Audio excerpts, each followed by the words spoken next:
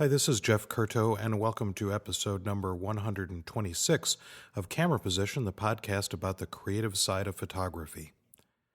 Well, that creative side, that side of us that wants to make photographs and that wants our photographs to be as good as they can be, informed by our influences, but not mimicking our influences, not thinking about what it is that we've come from, but rather making something new, something different. And I think that's one of the most difficult things for people to do, and that is to think about and look at the kind of photography that we admire, the kind of photography we aspire to do, and then go out and make photographs that are our own and that don't really just slavishly imitate those pictures that we love so much. And I wanted to share with you, relative to this idea, I wanted to share with you some thoughts by a great friend and a really terrific photographer and a really interesting guy named Arno Raphael Minkinen. Now, some of you may know Minkinen's work.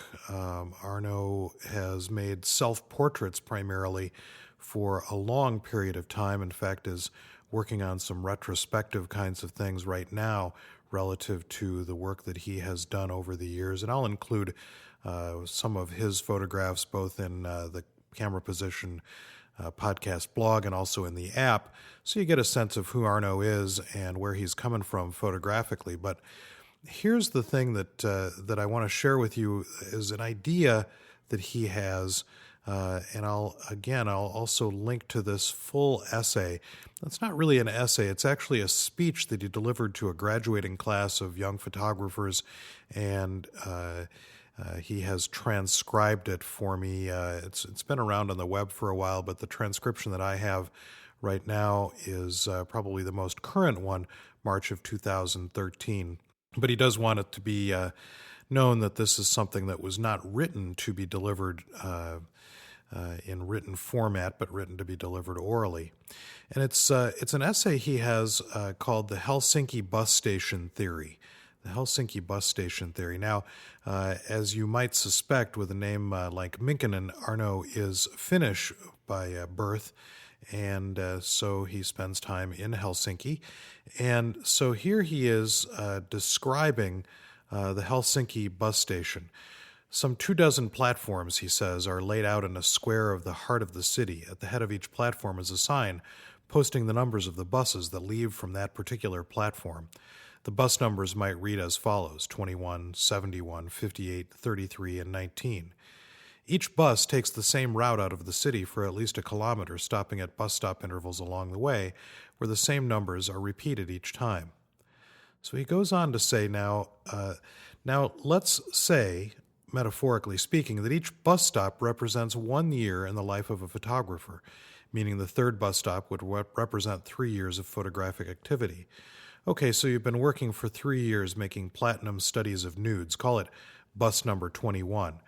You take those 3 years of work on the nude to the Museum of Fine Arts in Boston, and the curator asks you if you're familiar with the work of Irving Penn.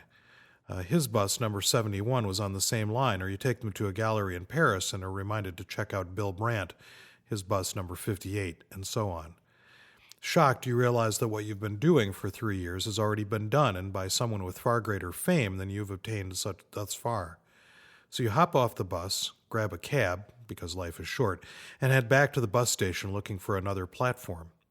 And he goes on to talk about a variety of different ways that photographers might articulate ideas about photography, and says, what you do is you jump on the bus, and everybody kind of says, well, did you know that the work that you've been doing is very similar to the work done by fill in the blank of famous photographer? So Arno goes on a little bit farther along in his essay to say that this strategy, this method, could be very frustrating. It could be very frustrating to continuously jump on the bus and discover that somebody else has already been on that bus route, and what do you do? How do you solve the problem of getting on the same bus or getting on a different bus and finding out that there is no destination? How do you solve that problem?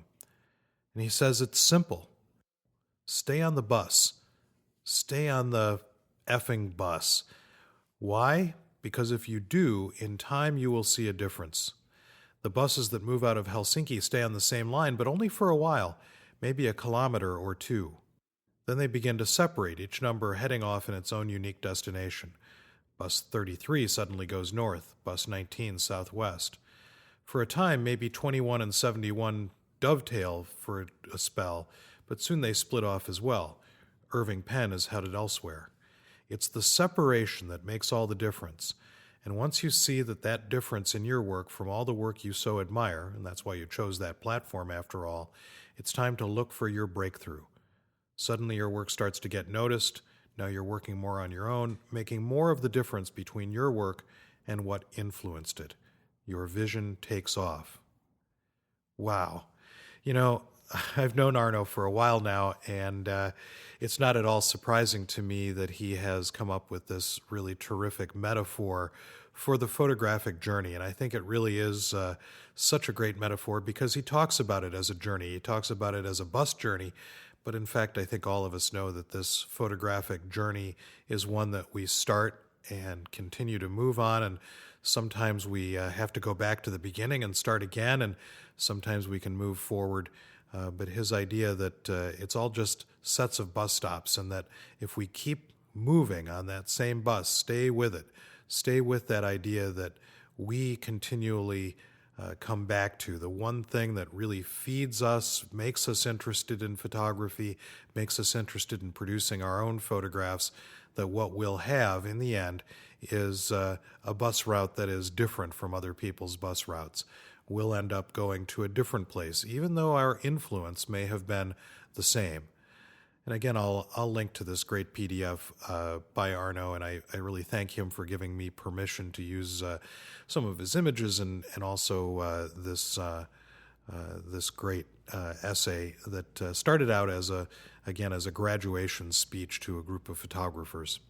And I encourage you to read the whole thing because he makes some other points about being able to stay on the bus, continuing to stay on the bus, continuing to work through that process. And in fact, he even talks about his photographic influences and where they came from, and where the images that he makes came from, but that eventually he began to diverge. And he tells a great story in his essay about meeting up with Ralph Gibson, an early influence of his, and Gibson recognizing the influence, but also recognized that Arno Minkkinen had done something dramatically different. So there you have it. Stay on the effing bus. Stay on the bus and go forward with what it is that you're most interested in. Keep proving to yourself that this is something that's interesting to you. Keep pushing the ideas that you encounter farther and farther along. And what you'll find out eventually, as Arno has so succinctly said, is that you will have made that breakthrough. So keep going. I think that's something that I always have said to students at the end of